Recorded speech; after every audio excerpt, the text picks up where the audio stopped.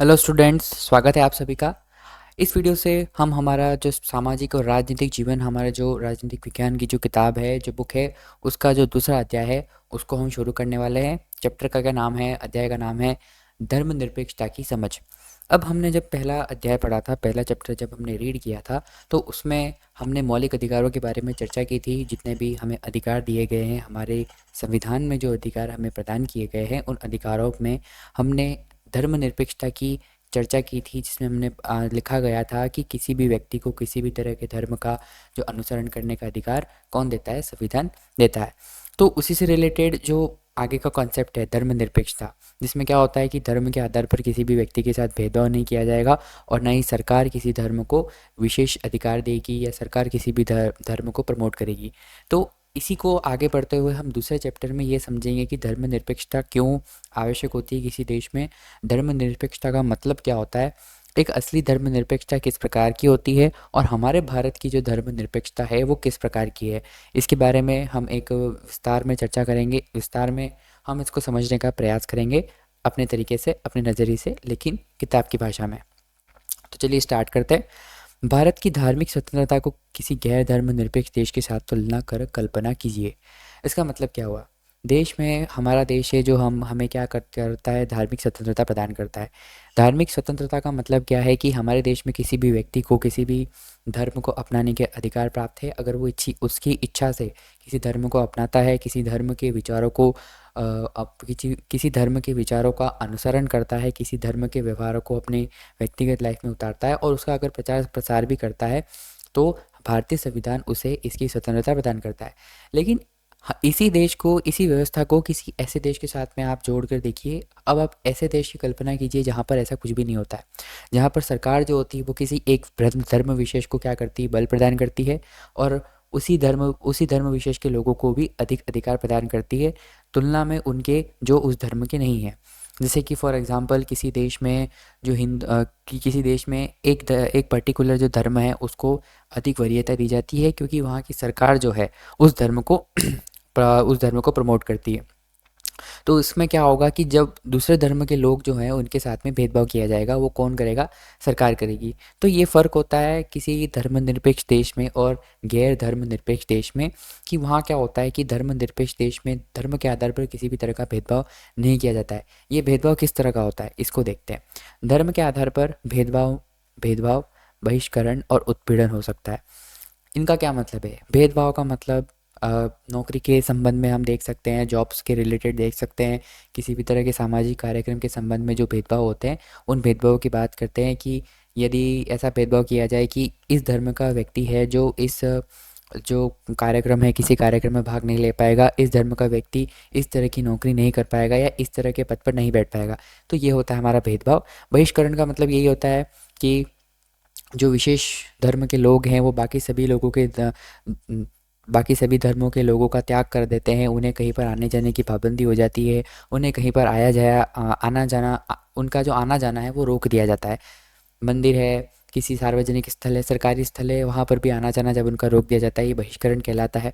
उत्पीड़न का मतलब ये होता है कि जो अल्पसंख्यक समुदाय, मान मान लीजिए किसी एरिया में कि कोई किसी धर्म के लोग ज़्यादा संख्या में रहते हैं और दूसरे धर्म के लोग क्या कम संख्या में रहते हैं, तो उस समय ये भी हो सकता है कि जो अधिक संख्या में रहने वाले लोग हैं वो कम संख्या में रहने वाले जो धर्म के लोग हैं उनका उत्पीड़न कर सकते हैं, उन्हें परेशान कर सकते हैं। तो इस तरह की घटनाएं जब बनती हैं तो वहाँ पर क्या होता है कि एक गैर धर्मनिरपेक्ष देश या राज्य से कहा जाएगा और वहाँ पर जो लोगों की समस्याएं बढ़ जाती हैं और सीधी सी बात है, ये देश के विकास में एक बहुत ही बड़ा बाधक बनता है। ये क्यों बनता है, इसे हम आगे समझने का प्रयास करेंगे। इसका एग्जाम्पल क्या है? इसके हम इतिहास से अगर हम इसके कुछ उदाहरण लेकर देखते हैं तो हिटलर के समय यहूदियों की जर्मनी में स्थिति, पहले ये बात कब की है? द्वितीय विश्व युद्ध की बात है कि वहाँ पर क्या होता था कि यहूदियों को ईसाइयों के द्वारा बहुत ही बुरी नज़रों से देखा जाता है था, और उसी समय हिटलर के टाइम पे भी ये बहुत ही ज़्यादा अत्याचार हुए थे यहूदियों में। तो वहाँ पर भी ऐसी स्थिति थी कि ईसाइयों की संख्या ज़्यादा थी, तो वहाँ पर पर्टिकुलर ईसाइयों के द्वारा यहूदियों को बहुत ही प्रताड़ित किया गया था, उत्पीड़न किया गया था और बहुत से यहूदियों को मारा भी गया था। इसी तरह इजराइल में मुस्लिम तथा ईसाई अल्पसंख्यक, इजराइल जो है वो यहूदियों का ही देश है, जो कि बाद में बना द्वितीय विश्व युद्ध के बाद में। तो वहाँ पर अब जो मुस्लिम तथा ईसाई अल्पसंख्यक हैं उनके साथ में जो यहूदियों का व्यवहार है वो भी कुछ इसी तरह का है जैसा कि ईसाइयों के द्वारा यहूदियों के साथ में जो व्यवहार होता था। तो इस तरह से काफ़ी घटनाएं हम विश्व पटल पर इतिहास में देख सकते हैं कि ऐसी सारी घटनाएं, ऐसे बहुत सारे इंसिडेंट हो चुके हैं। तो यही होती है हमारी, ये होता है जब किसी देश में धर्मनिरपेक्षता नहीं होती है, जब किसी देश में सभी धर्मों को समान ना मानकर किसी एक देश को वरीयता दी जाती है, किसी एक धर्म को वरीयता दी जाती है। अब इसको इसका इसको बड़े लेवल पर, इसको लार्ज लेवल पर कैसे देखते हैं और ये बड़े लेवल, इसका बड़ा रूप कैसे लेता है? जब धार्मिक भेदभाव होता है तो ये बड़ा रूप कैसे लेता है? भेदभाव की ऐसी घटनाएं तब और बढ़ जाती हैं जब दूसरे धर्मों के स्थान पर राज्य किसी एक धर्म को अधिकृत मान्यता प्रदान कर देता है।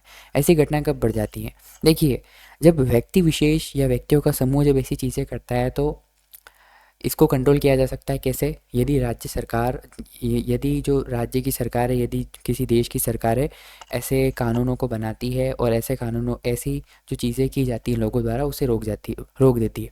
लेकिन ऐसी भेदभाव की घटनाएं तब और बढ़ जाती हैं जब सरकार जो होती है, जब राज्य जो होता है, राज्य शब्द का मतलब हमने पढ़ा था पिछले चैप्टर में, तो राज्य जो होता है वो किसी एक विशेष धर्म को अधिकृत बना देता है कि हाँ, हम भी इसी धर्म को मानते हैं। तो ऐसी स्थिति में क्या होता है कि भाई, किसी क्षेत्र में सबसे ज़्यादा शक्ति किसके पास होती है? राज्य होती है, राज्य के पास, सरकार के पास होती है।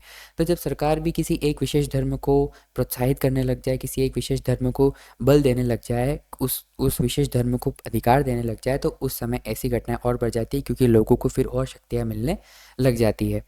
तो ऐसी घटनाएं उस स्थिति में ज़्यादा बढ़ जाती है। इस वजह से अतः राज्य की धर्म को लेकर तटस्थता, धर्मनिरपेक्षता सबसे महत्वपूर्ण है। इसी वजह से अगर एक ऐसी स्थिति बनती है कि जब राज्य भी किसी एक विशेष धर्म को प्रमोट करने लग जाता है और प्रोत्साहित करने लग जाता है, तो ऐसी घटनाएं बनती है और ऐसी घटनाएं बनने से क्या होता है कि देश के विकास में काफ़ी सारा क्या होता है, बाधा उत्पन्न होती है देश के विकास में। सही से लोगों को अवसर नहीं मिल पाता है, जो प्रतिभाएं होती है वो सामने नहीं आ पाती हैं।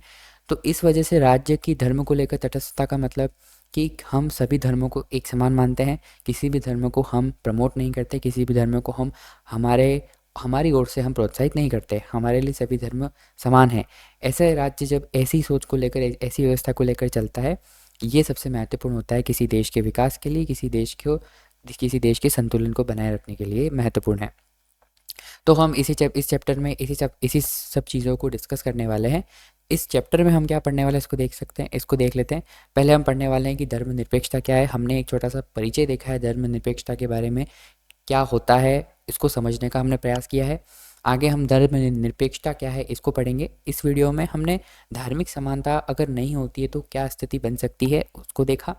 अगले वीडियो में हम धर्मनिरपेक्षता क्या है इसके बारे में समझेंगे। धर्मों को राज्य से अलग रखना क्यों महत्वपूर्ण है। अब हमने जब बात की धर्मनिरपेक्षता की तो इसका मतलब ये हो गया कि राज्य जो है वो किसी भी धर्म को सपोर्ट नहीं करेगा। इसका मतलब राज्य को धर्म से अलग रखा जाएगा, राज्य की व्यवस्था और धार्मिक व्यवस्था अलग रहेगी। तो ऐसा करना क्यों इम्पोर्टेंट है इसके बारे में पढ़ेंगे। भारतीय धर्मनिरपेक्षता क्या है।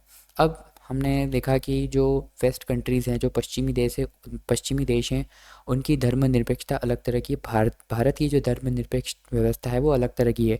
तो भारत की जो हमारी धर्मनिरपेक्ष व्यवस्था है वो किस तरह की है उसके बारे में पढ़ेंगे और दूसरे देशों के साथ एक तुलनात्मक अध्ययन करेंगे कि हमारे देश की धार्मिक व्यवस्था है, जो धर्मनिरपेक्षता है, उसके साथ पश्चिमी देशों की जो धर्मनिरपेक्षता है उसका एक तुलनात्मक अध्ययन करेंगे।